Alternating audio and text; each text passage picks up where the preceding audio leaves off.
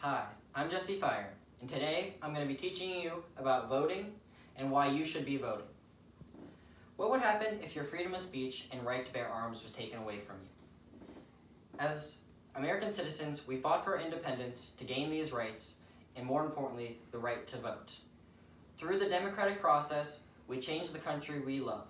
So why aren't more of us voting?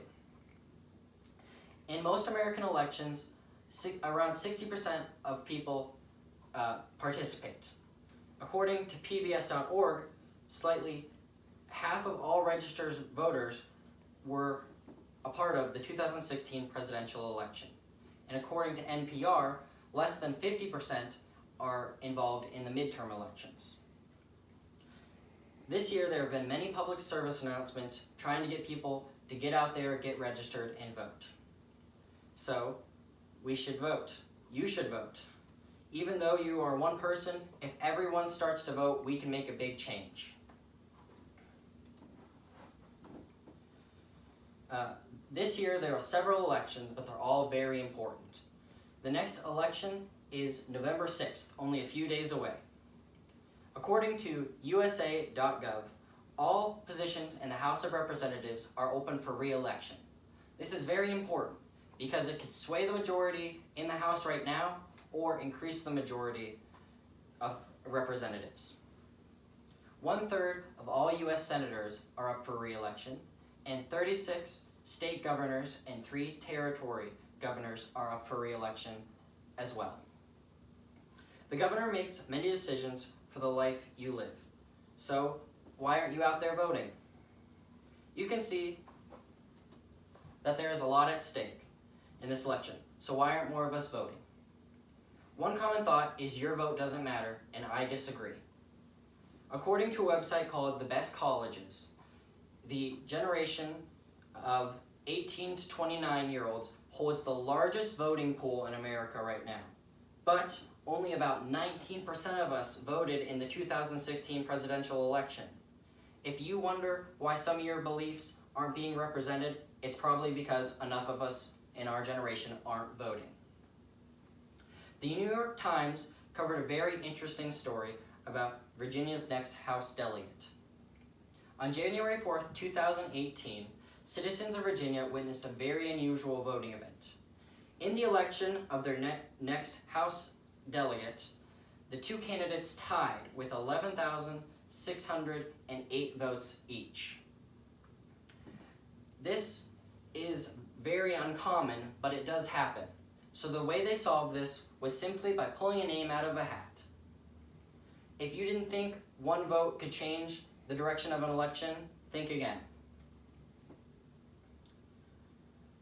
According to the Pew Research Center, the United States is one of the lowest voter turnout rates of all of the developed countries, with only 56% of people casting their vote in the 2016 presidential election.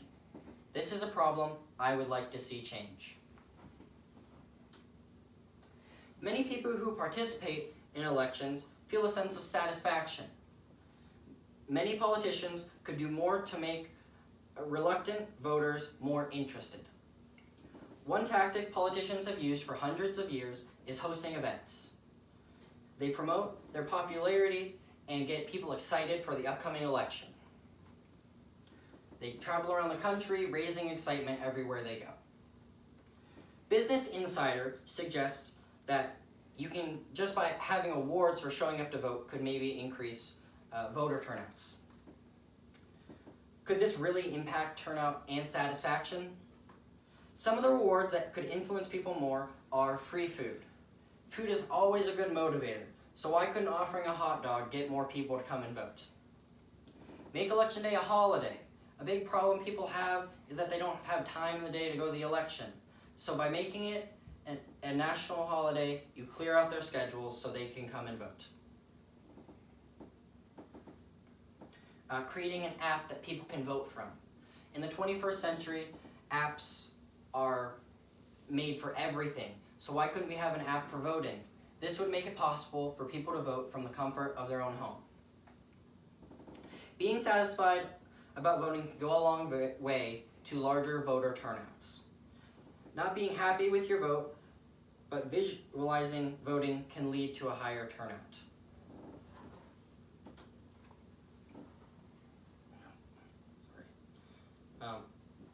Whenever elections are coming up, you see a flood of signs and ads and people calling you to see how and where you're going to vote. If you have trouble finding a reason to vote, think about all the time and energy those people put into your vote and how highly they treasure it. Nonprofit Vote explains that there are lots of ways people are getting you to vote and you may not even realize it. Competition is a key factor in elections. When people feel like the election is a competition, they want to fight to win and you'll get a larger voter turnout. Another useful tip is planning on where and when you're going to vote. Just by doing this one simple task, you are more likely to get out there to vote and higher voter turnout rates overall. Having a plan on election day is very important, but what if you aren't registered to vote?